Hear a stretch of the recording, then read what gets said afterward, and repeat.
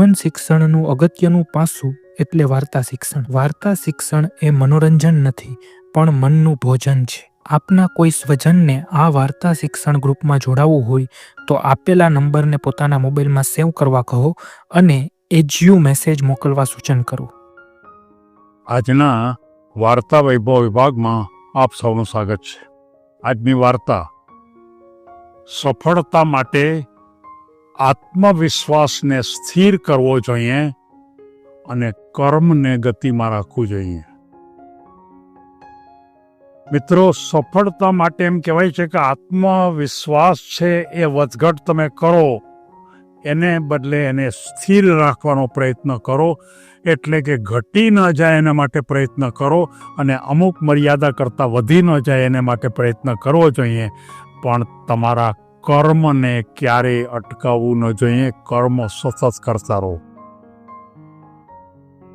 આ વાતને સમજાવવા માટે એક કોઈ સારા ટ્રેનર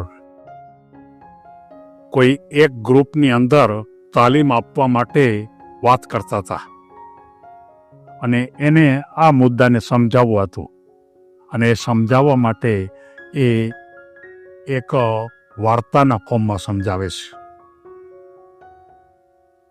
બધાય યુવાનોને એમ કહે છે કે મારે તમને આજે એક પ્રયોગ કરીને આ વાત બતાવી છે અને પ્રયોગના અનુસંધાનમાં જે પરિણામ મળે એ પરિણામના અનુસંધાનમાં મારે વાત કરવી છે.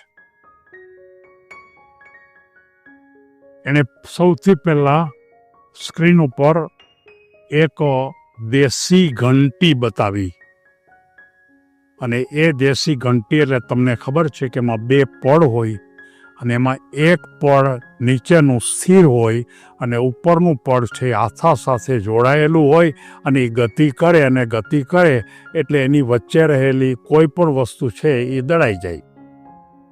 કોઈ પણ ઘઉંનો લોટ કરવો હોય, બાજરાનો લોટ કરવો હોય, અન્ય કોઈ દળવું હોય તો આ પ્રકારની ઘંટી, સાદી ઘંટી કેટલાકે જોઈ હોય, કેટલાકે ન જોઈ હોય, પણ એ જે ઘંટી હતી એની અંદર નીચેનું પડ એકદમ સ્થિર હોય છે.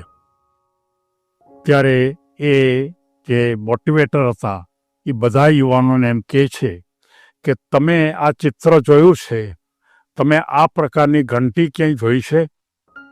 ત્યારે એમાંથી 2-4-5 જણા એમ કીધું કે હા, અમારે આવી ઘંટી જોઈ છે. અમારે ગામડાની અંદર આ પ્રકારે ઘંટી હતી અને અમે પછી હમણાં શહેરમાં આવ્યા છીએ એટલે ગામડામાં આવી ઘણી ઘંટીઓ જોઈ છે.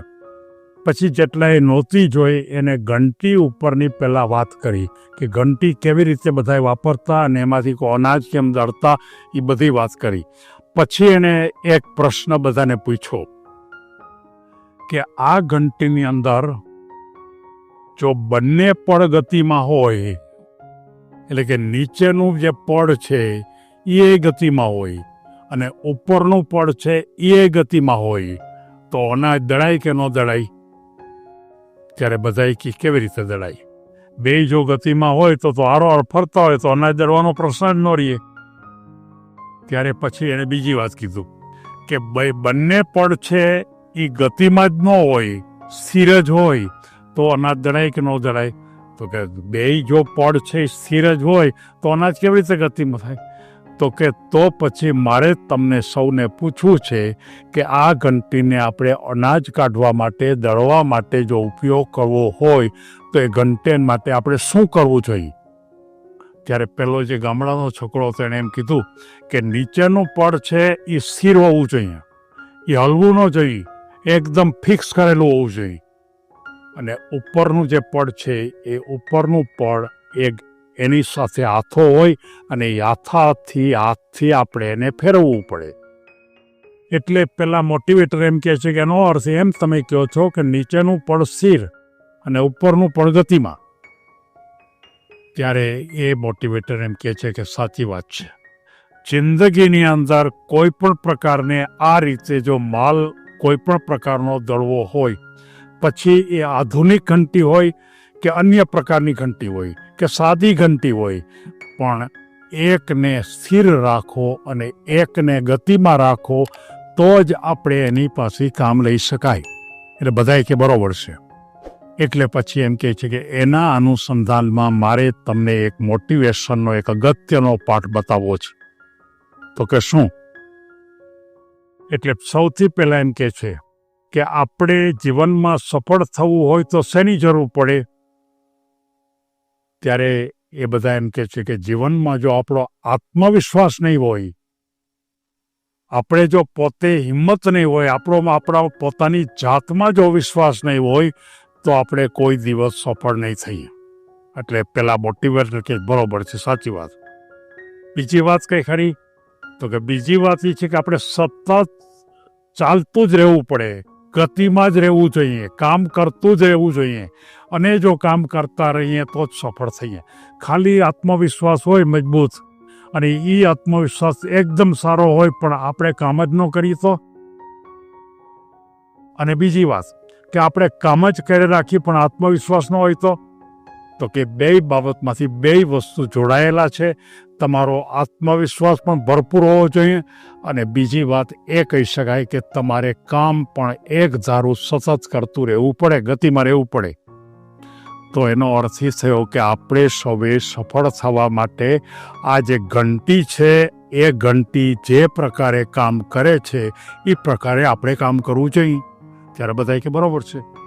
ઘંટીનો એક પળ સ્થિર, એટલે કે આપણો આત્મવિશ્વાસ સ્થિર, અને બીજું જે છે પળ એ ગતિમાં, એટલે કે સતત કાર્ય કરતા રહ્યો. એટલે કે એનો અર્થ એ થયો કે જો તમારો આત્મવિશ્વાસ તમારા કાર્ય દરમિયાન એક ધારો જો સ્થિરપણે ટકી રહેશે, વધતો ઘટતો આત્મવિશ્વાસ યોગ્ય નથી, પણ અમુક લેવલનો આત્મવિશ્વાસ તમે ફિક્સ જ રાખો.